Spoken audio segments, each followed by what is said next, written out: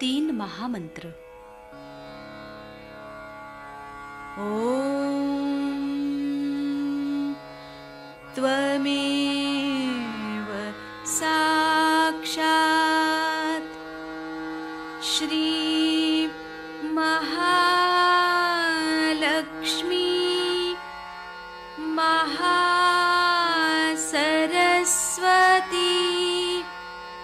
महाकाली त्रिगुणात्मिका कुंडलिनी साक्षात् श्री आदिशक्ति माताजी श्री निर्मला देव्यै नमो नमः। ॐ त्वमेव साक्षात्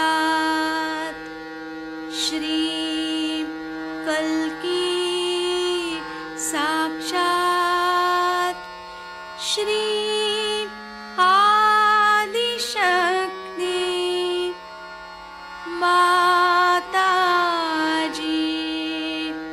श्री निर्मला देव्यै नमो नमः। ॐ त्वमेव साक्षात्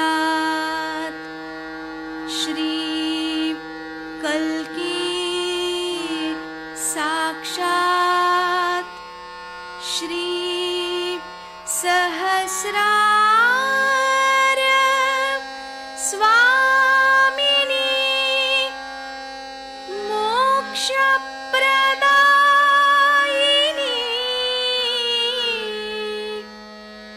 माताजी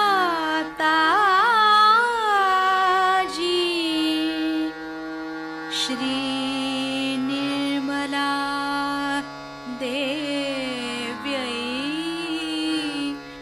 नमो नमः। श्री गणेश मंत्र।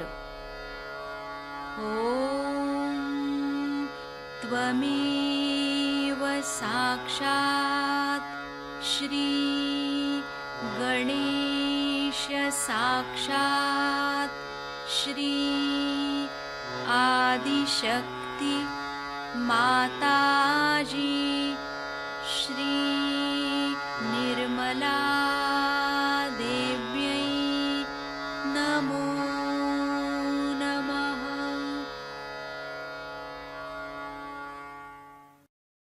जय श्री माता जी। दोनों हाथ माँ के सामने हृदय में श्री माता जी को नमन करेंगे। पूरा चित बीचों बीच हृदय में परम पूजनीय श्री माता जी, कृपा करके हम सभी के हृदय में आइए।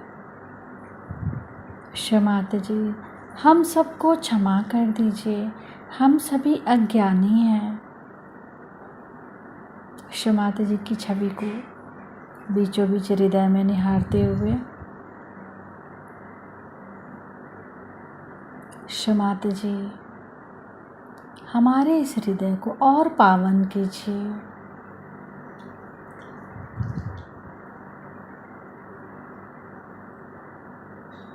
श्री माता जी, आप ही तो श्री जगदम्बा भी हैं। कृपा करके हमारे इस हृदय में श्री जगदम्बा स्वरूप में संपूर्ण शक्तियों के साथ अपने श्री चरण कमल लेकर आइए। माँ के श्री चरण कमलों की परिक्रमा अपने सेंटर हार्ट पे करेंगे 7 टाइम्स क्लॉकवाइज।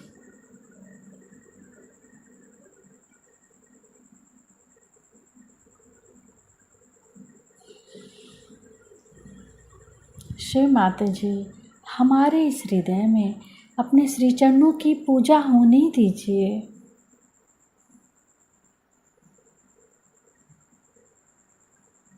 धीरे धीरे अपने संपूर्ण चित्त को दोनों हाथों पे, एक एक अंगुलियों पे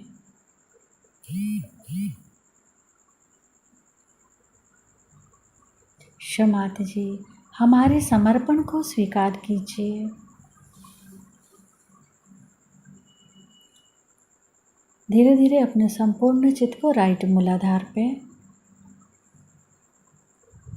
मूलाधार पे क्षमात जी से प्रार्थना। श्री माता जी, आप निश्चित ही राक्षस हंत्री हैं। हमारे अंदर के समस्त राक्षसी प्रवृत्तियों को नष्ट कीजिए।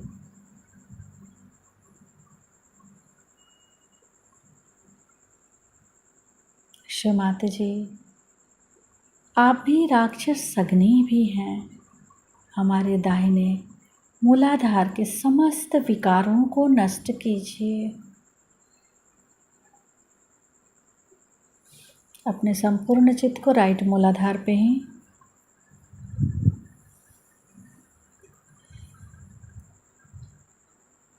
श्री माता जी, कृपा करके हमें श्री गणेश जी के जैसा ही विवेक और बुद्धि प्रदान कीजिए।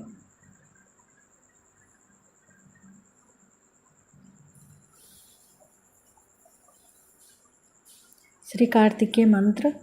ओम त्वमेव साक्षात् श्री महाकार्तिकेय साक्षात् श्री आदि शक्ति माता जी श्री निर्मला देव्यै नमो नमः।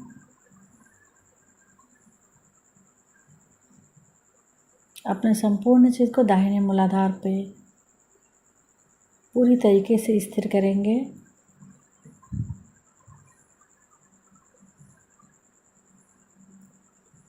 श्री माता जी, हमारे दाहिने मूलाधार में जो श्री गणेश जी का आपके प्रति पूर्ण समर्पण है, कृपा करके हमारे अंदर भी पूर्ण समर्पण दीजिए।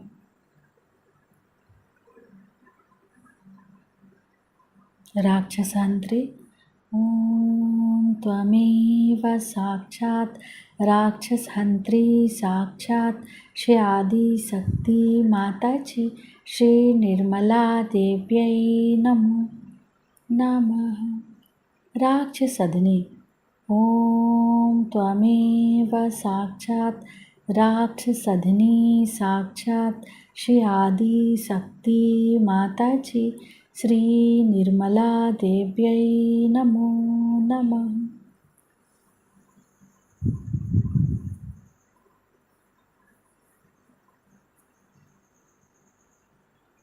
धीरे धीरे अपने संपूर्ण चित्त को दाहिने मूलाधार से उठाते हुए लेफ्ट स्वादिष्ठान।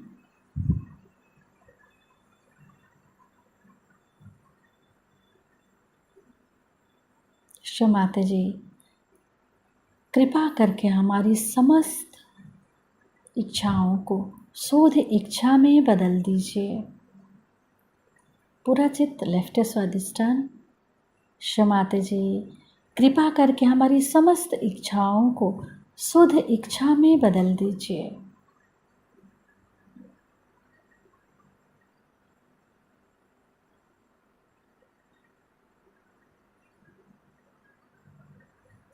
लेफ्ट स्वादिष्ठान से लेफ्ट नाभि, लेफ्ट हृदय, left Vishuddhi,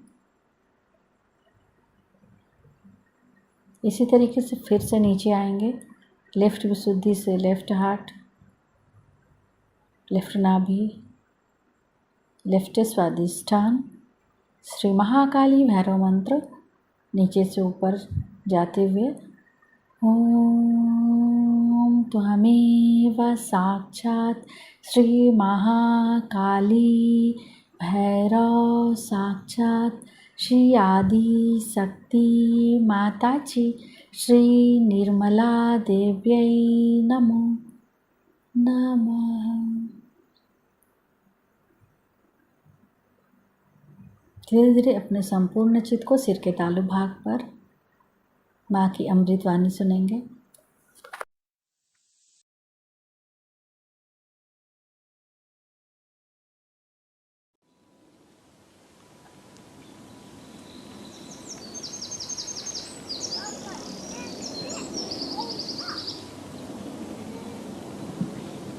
in the most auspicious time, that is called as Krita Yuga, we all have assembled here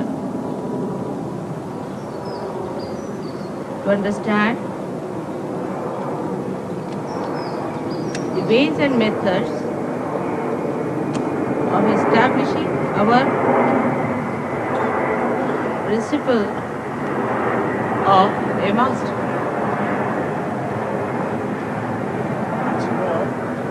Krita Yuga.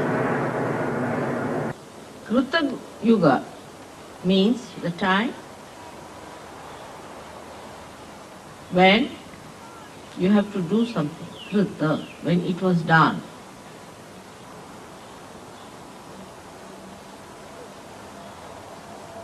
So, you are the channels of that doing the work of God. You are the channels of God Almighty and His power.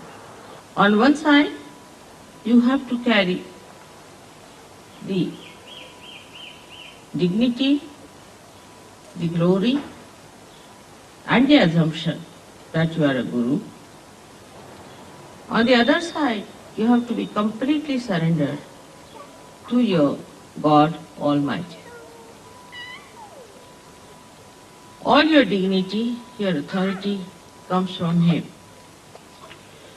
And the third thing is that the way He has created this universe and you in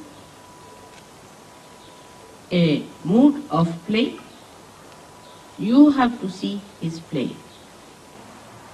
So, a kind of mood that is cheerfulness should be really bubbling through you. So far, the idea of Guru was that such a person never laughs, never smiles, always in a temper. That was all right for Gurus who did not have to have any contact with the public but hang themselves with a string somewhere in the Himalayas. But here we are facing the entire universe, which has to receive the bubbling streams of your love. But that does not mean that you have to be frivolous, because you cannot be. The divine play is not frivolous, it is joyful. And the joy does not have that duality. So, to get to the establishment of your Guru principle, first we should know how it is destroyed. As it is, anything that is not looked after or maintained gets destroyed. If you do not pay attention, say, to these beautiful plants here, they will be destroyed. Even matter which is not attended to gets destroyed. So first of all, we have to know that we must be attentive and alert that if we do not maintain ourselves, we will be destroyed. Because maintenance is not for maintenance sake. It is for stopping the destruction of your Guru principle. When we are negligent or lazy about it, we are responsible for destroying our Guru principle. So the attention that we have is to be given to the maintenance of this Guru principle. The Gurus have the capacity to maintain themselves and maintain others. In the beginning, when the Gurus tried to establish this maintenance principle, they put very, very strong rules and regulations. If you read Bible in the Levi chapter, you will find all the chariots that are described, which they are following now in Riyadh or in the Arabic countries. To maintain that principle within yourself. It's written in such strong languages, like such a person who does not do this should be killed to death. If such a person does anything wrong of this kind, should be killed by stoning. That was at the very beginning. So the people now at that stage of evolution required that kind of a fear. This was not meant to in any way to insult or to harm or to take away the freedom of human beings. But it was meant for people to give a great idea of the importance of the principle of Guru within themselves. At that stage, they used the frightening methods, I should say, horribly dangerous time. At that time, people obeyed also. Then another evolutionary step took place where a stage started. People thought they must become austere and start maintaining themselves by tremendous austerity. So it was self-projected. It was not projected towards others, but projected towards themselves.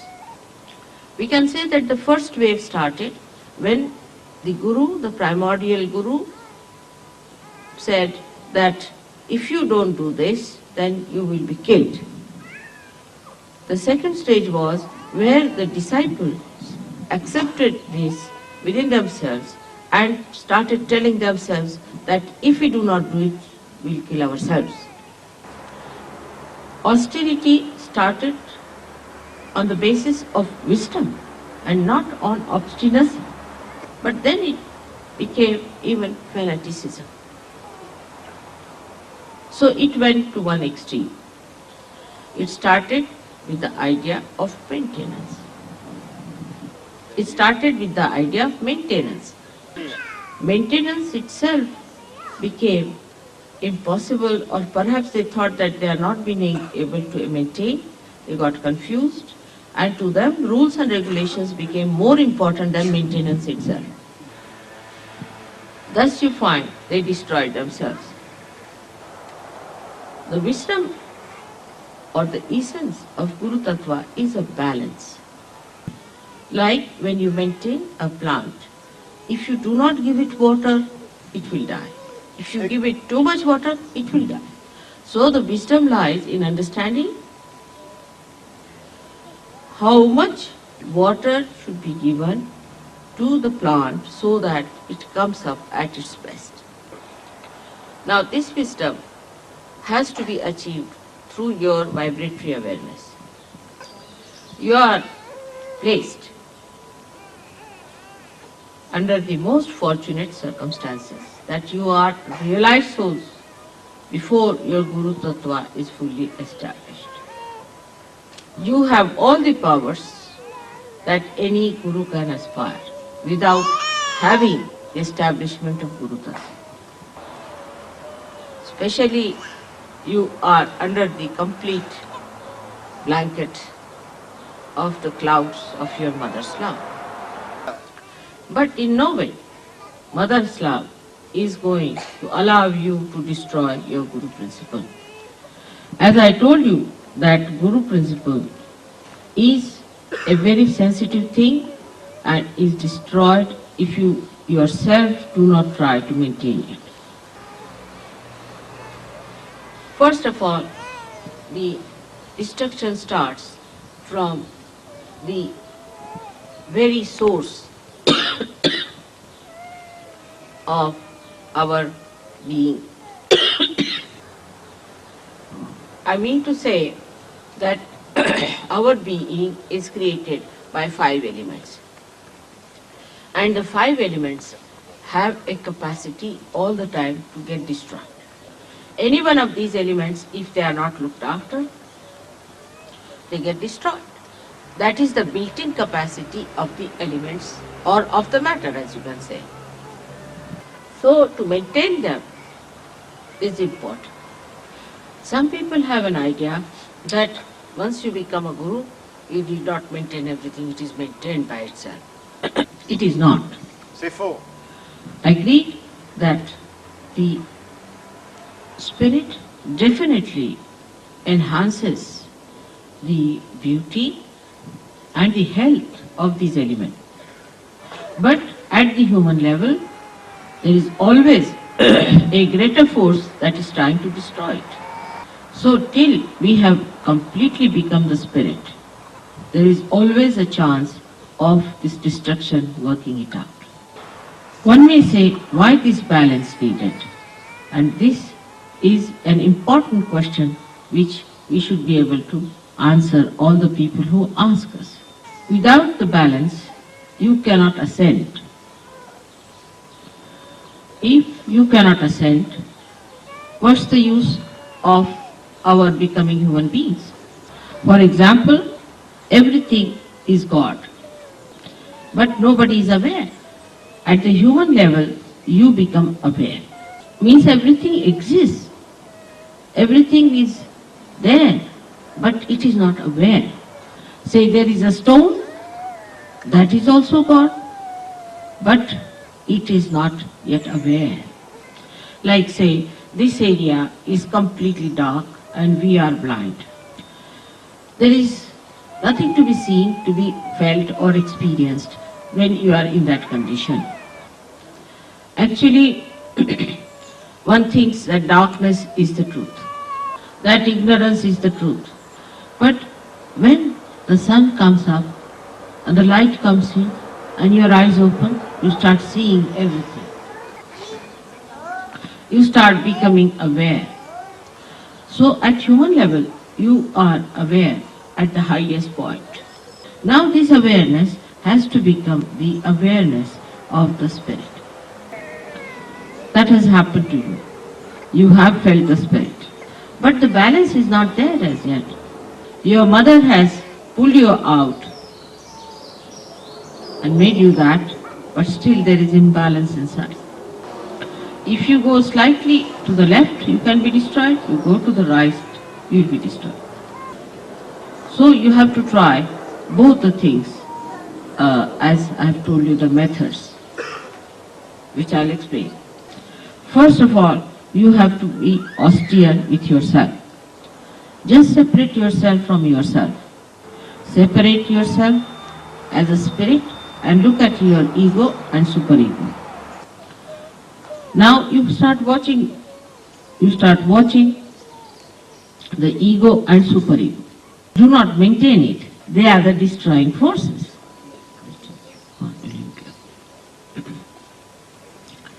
Now when you see the play as a witness of the destroying forces, you will know how to also maintain yourself better.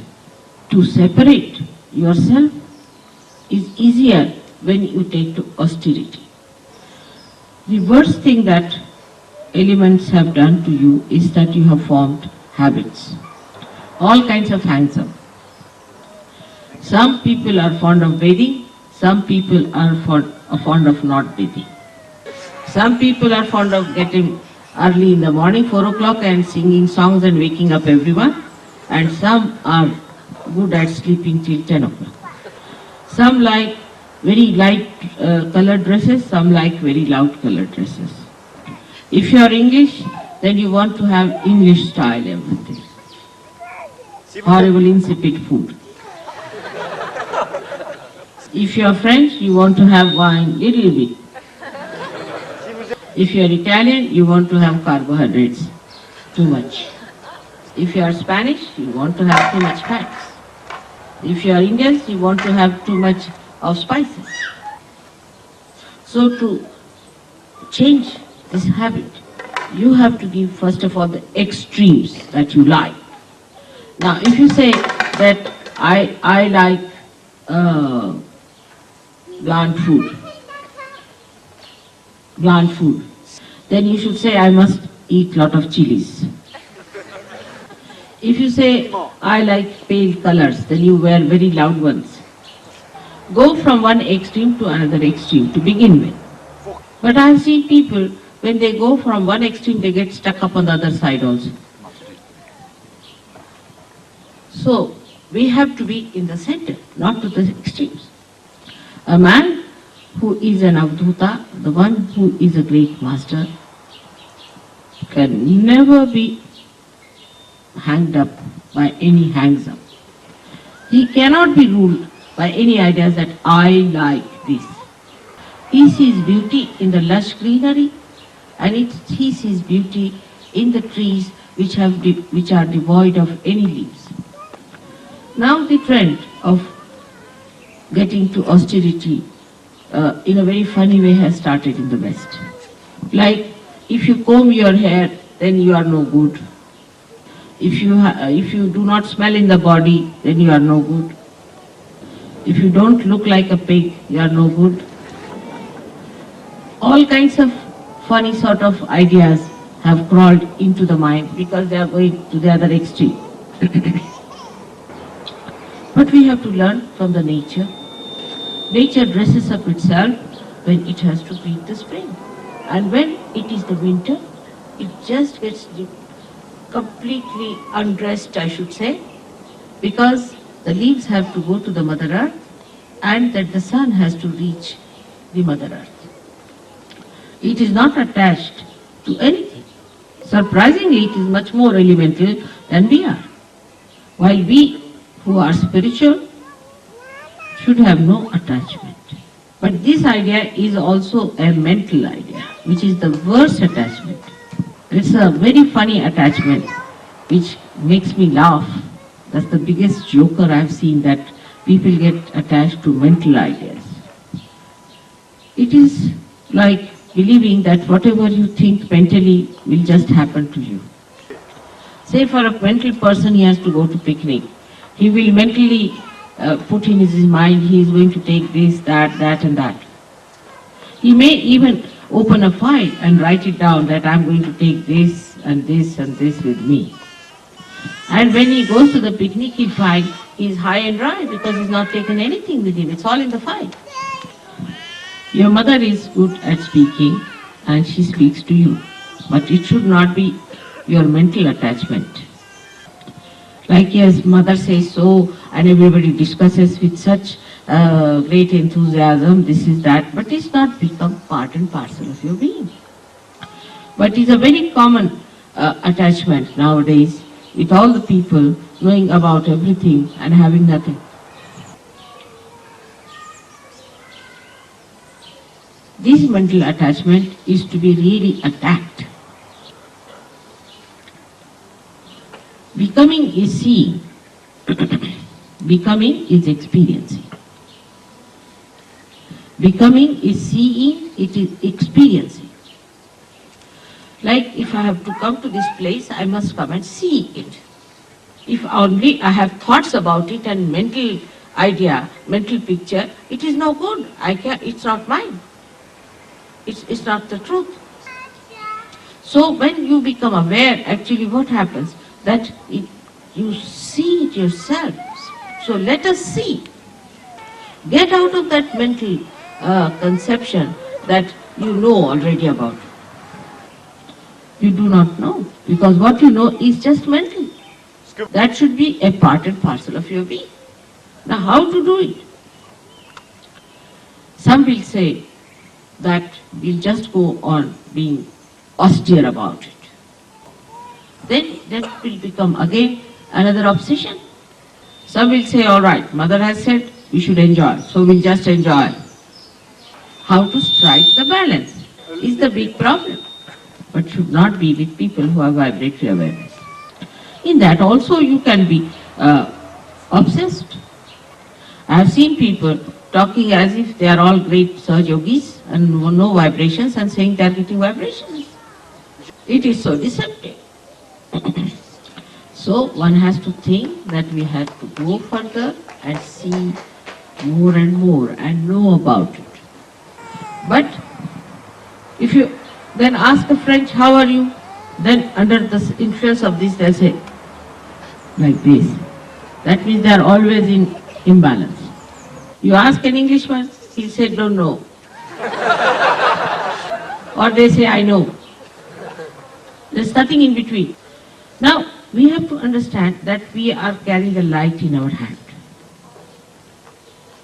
And the light should not shake. We have to hold the light tight.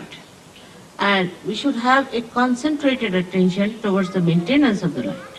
And then to tell yourself that we have to see, not to just understand mentally, is to be actually aware, because you are complete otherwise. You are the part and parcel of the whole. You are. But only thing that you have not yet seen that. You have mentally accepted, but you have not become. Because mental projection comes from thought. That means you are at the level of the thought. You have to become thoughtless. But if you live on the basis of thought, then you are still below the archangel. So all the thought waves must be stopped to begin with and should say that, all right, let us see now. So from the Nabhi chakra, you come up to the Agya chakra. Then above that comes the third problem of destruction is emotional. The emotional is a very subtle one. Like some people, Sahaja-yogis, will sit down with a guitar and will start singing as if they are all lovebirds. What is it? What is it? Come now, come. What has happened? Why do you cry? Come to me. All right. Just take her away. She's got a... So the most delicate one is the emotional. This emotional one is a collectivity in a camouflage. For example, when the Sahaja-yogis will meet, they'll hug themselves, kiss each other, and will be very, very nice to each other, you see, and sit down and sing songs like hippies. Take the guitar in the hand and swing on the tune of love. This is actually Vishuddhi at the collectivity point. And that, of course, is very difficult to get rid of, because it gives you a very comfortable feeling. And people get confused with emotions. They think it is joy. Joy only can be achieved through complete detachment. The detachment which is egoless and super-egoless. But now, the problem that human beings start facing is the assumption that they are gurus. They start speaking about Sahaja Yoga, talking about Sahaja Yoga, and they start thinking that they have become already Shri Krishna. They have even a greater ego than the person who is actually ignorant about Sahaja. Ignorant about Sahaja. They start talking with such tremendous ego that I myself am frightened of them. How much they know about Sahaja Yoga, I sometimes think.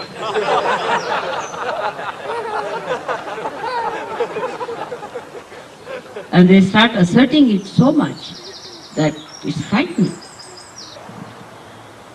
All this can be also said that they feel that protocol is not all right and there should be proper protocol, so we are looking after the protocol, we are the gods of the protocol, or all these things there. Now, those who are on the emotional side see the ego of others, while those who are on the ego side see the emotions of others. So, one criticizes another. But they don't see themselves. that they are falling a trap into one of the extremes. So unless and until you are detached, you cannot see it. I will not say I committed a mistake, but it happened to be a mistake. For the first 3 years of Sahaja Yoga, I never talked of a booth. I thought I'll be able to manage without that. But a lady came in Sahaja Yoga who was possessed and who tried all kinds of tantric tricks, so I had to tell her. Now every Sahaja Yogi is a bundle of booths. Chaque Sahaja Yogi est une gerbe de booth. You ask any Sahaja Yogi, why did you do it? Must be a booth. If you say that, how is it that you have done such a thing, then they will say that I do not know, it's the booth who has done. They are never there, all the booths are there. Now I don't understand how to deal, even as a guru, because if my disciples are there, I can tell them, but if there are booths, what am I to tell them? I can talk to Sahaja Yogis, but not to booths. They won't listen to me. So this is the greatest escape that Sahaja Yogis have found now, which is the worst, which was never before. So sometimes I feel it was a mistake I introduced this word booth. They excuse themselves by just saying, Mother, it is some negativity. Unless until there is something in you that contains the negativity, how can there be negativity? If you are detached, if like stone, then you cannot contain this negative water in itself, in it. You don't become more negativity, you become more a guru. Now, when I say that you should not be negative, supposing under such circumstances you should not be a booth, you should be yourself, then they start feeling guilty. So all kinds of anti-guru tricks are working out. I am your guru, and it is anti-your guru to play these tricks upon yourself. Now you will play these tricks with me. What's the use? You have to gain something, and you are playing trick against yourself if you are playing them against me. You have to be more aware. You are not to be destroyed. Apart from that, you have to save others. How will you do it? In case if you do not accept that it is your privilege, that it is your fortune, that you have been chosen to be the medium of God's work. Sometimes I feel all the booths have come to me for realization and I am not going to become a booth myself. Jai Shri Shiva. Bhut also means, Bhutanath is the name of Sri Shankaraj, Sri Shiva. Because he gets after the booths all the time. But you have to be the present and not the booth. Booth means the past. Then what is there to be known? You become. When you are in the present, you just start becoming, evolving, blossoming. Try to be in the present. Do not escape the present. Face it. Don't feel guilty nor blame the booth. Both things are going to take you away from the present. Now just see the whole nature, the whole divine power. Your ardent desire of ages. Everything is on your side. The time has come. You are just there. What have you to do? Just stand in the center, at the axis. Try to keep yourself at the axis. And then you just see the periphery moving, you don't mind. When you see yourself misbehaving in any way, punish yourself. It is better that you punish than the divine punishes you, because that's a severe punishment. But do not feel guilty, because you have not done anything wrong. It's the booth which has done.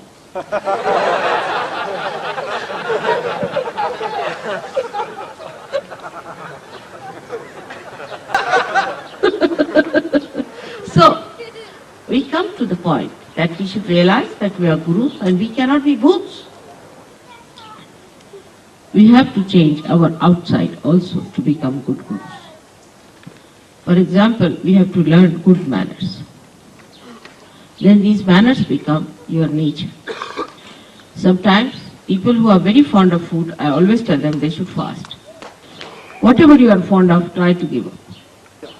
Try to overcome your sicknesses of attachments, your habits. Once your Guru Tattva is established, you will be accepted as a Guru.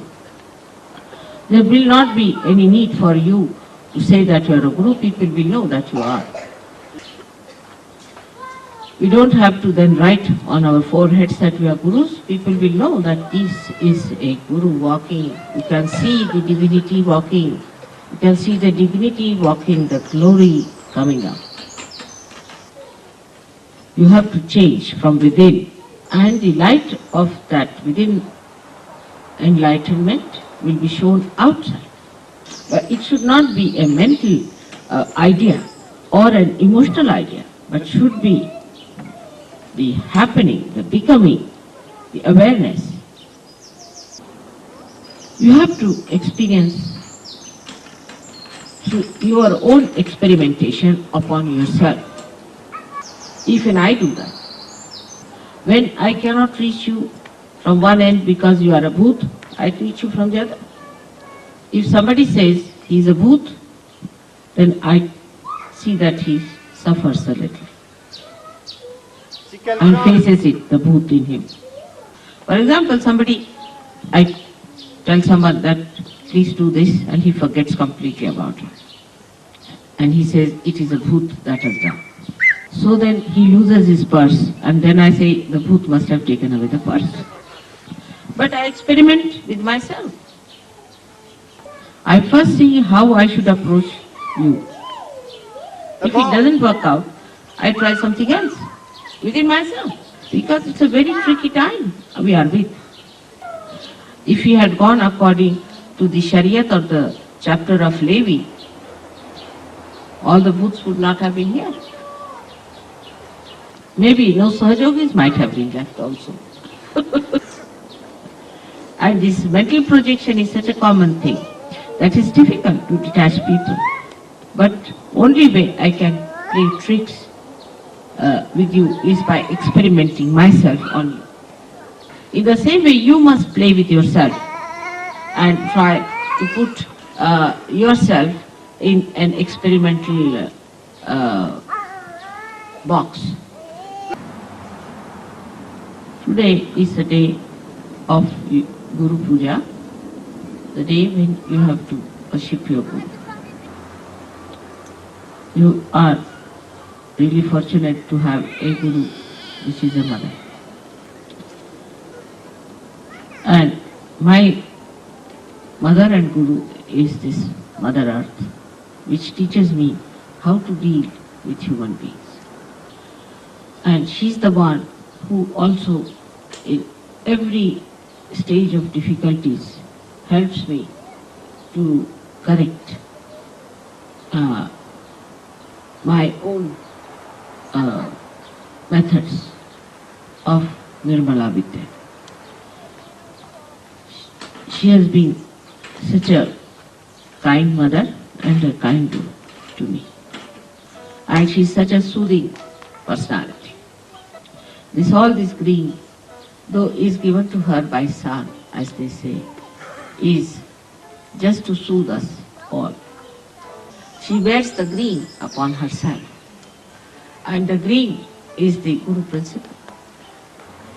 She is the detached personality. She is the magnetism. She attracts. When people are walking on her, she is looking after them. She creates out of her Swayambhus the self. What should we say to Swayambhu? Self-manifested. Yes, self-manifested stones. Her attraction and concern is so great that without her we would be hanging in the air. And she keeps me to the brass tacks, as they say, to the reality. If I wanted I could be just the spirit and not bother about anybody else. The way she bears our sins, the way she always looks after us and nourishes us despite our so many defects, in the same way a guru should do. She is extremely forgiving, but she explodes as an earthquake, and sometimes hot calcium and hot potassium can come out of her. She produces sulfur for you, for your cure. If Votre guérison. England's soil becomes vibrated, then this soil can be used for medicine. In India, people use clay for medicine, for every kind of treatment.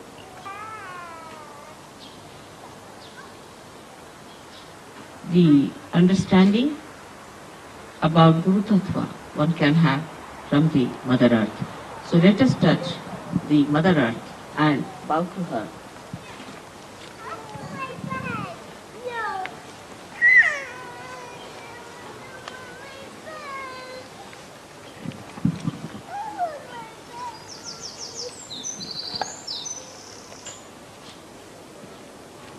May God bless you.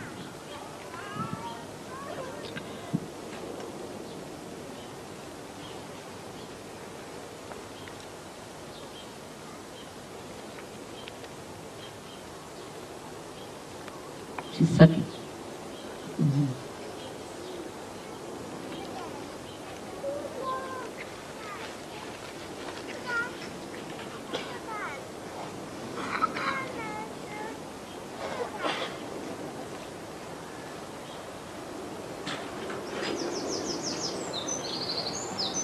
In the Kundalini Shastra, Mother Earth is the Kundalini.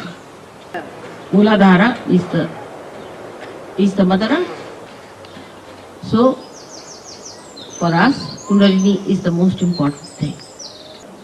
We don't have to worry about what they have talked about in the Levi, that you must not steal, you must not tell lies. What we have to worry, that keep your Kundalini up. So the Guru has to be a person who is absolutely practical. He must have common sense and absolutely practical. He cannot be an impractical person. A person who is impractical is not a Guru. But practical in the common way is understood as a man who is cunning, who knows how to deviate from right path and all that. That's the most unpractical thing to do. Something absurd, something out of the blue is not the way a Guru has to move. There is all common sense which should guide a Guru how to deal with a person. And common sense is a thing which is not cunningness by any chance. The source of common sense is the spirit. The expression of a Guru is very, very paradoxical. For example, a Guru will be extremely practical, supposing he has to build his own house, or a house, or ashram, or anything. He'll be extremely practical. He'll be very economical. He'll create something out of the blue. People will be amazed how he's done it, so practical. But he'll be so detached that if this ashram is to be donated to somebody, in 1 second he'll donate. For acquiring, say, for example, for acquiring a lamp, the Guru will be very practical. He'll get the best and the cheapest and the most beautiful. And he'll be very intense about it. But when it will come to giving, he'll be more intense about it. That when he will give, he'll give with that same intensity. He'll find out all practical methods how to donate, also to give away. So his acquiring is actually giving. He acquires to give. That's how he is the most practical. You know that we cannot take anything with us. Only the Guru can take with himself. Nobody else can take. Only the Guru has all the disciples and disciples and disciples and disciples for ages who sing the praise. No other relationship is that eternal. It goes on reflecting for ages and ages and ages. It's one wave that falls and then disappears. In anything that you do, every wave has disappears, but not the wave of knowledge from a Guru.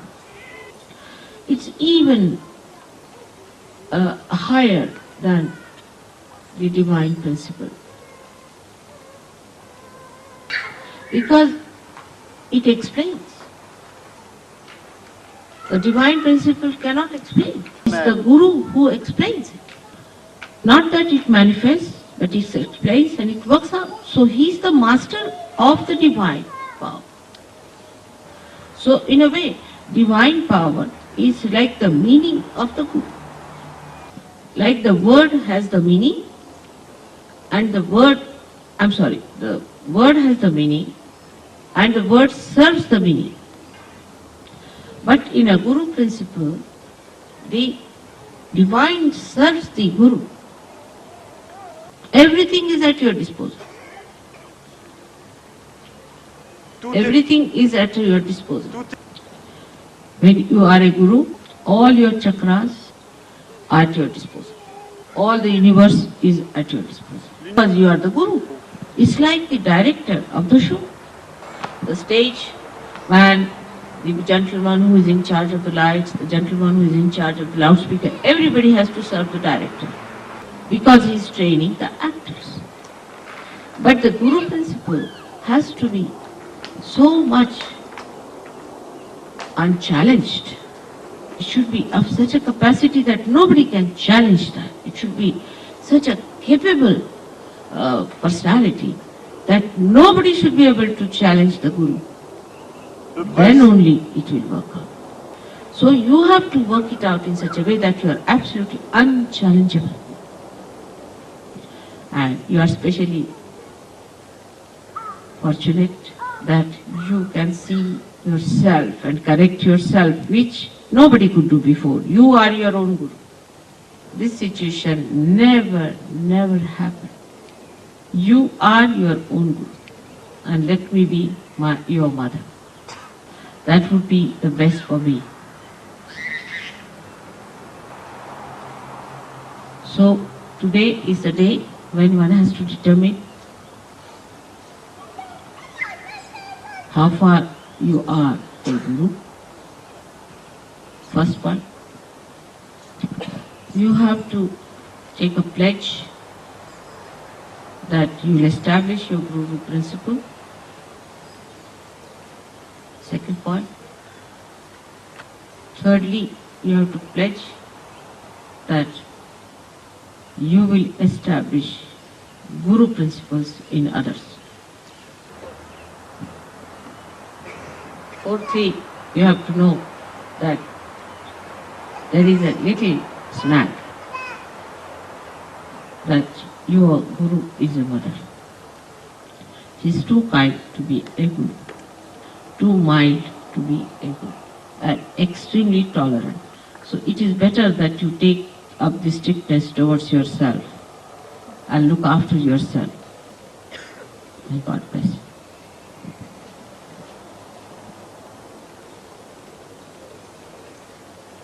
So you become your own Guru. On every Guru Day, I have a problem. And one of the problems is, you may translate regards still a little more if you don't mind.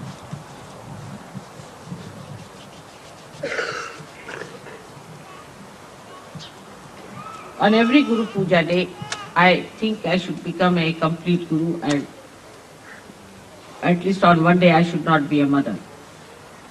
But every time I try these tricks, it works against me.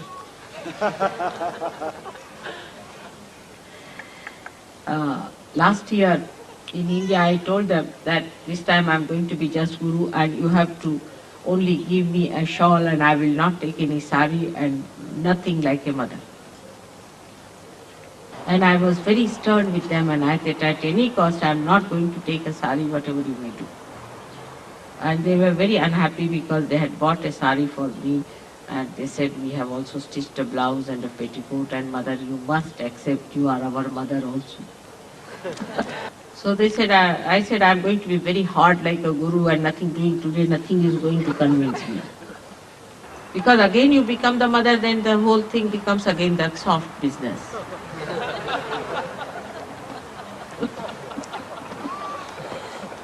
Parce que, mother, I can't translate that. You better tell them. Parce que chaque fois que je suis la mère, c'est toujours la même histoire. So I went to open the, you see, tap. Because in India we don't believe in wash basins, you see, to wash my hands. And Indian taps as they are, you see, it gave in and I've got completely drenched. And I came out and I said, please give me the sari to wear.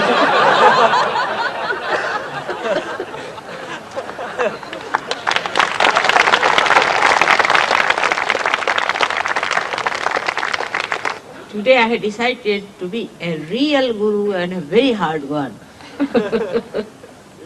Then Warren came to say that, Mother, somebody has bought a sari and this is that and that is that. He gave lots of arguments. And Rustam and Warren were trying to, see, put me down in my place. But then they used the greatest argument to outwit me. First they said the sari is beautiful, this, that, I was all right there. But then they said the vibrations are too good. Even before opening the sari, the vibrations were there. So all my efforts fizzled out. This is the play of the sweetness of divine. What is called as Madhuri. Cela s'appelle Madhuri Lila. Madhurya. Madhurya means the Ceci s'appelle sweetness. Madhurya. The sweetness.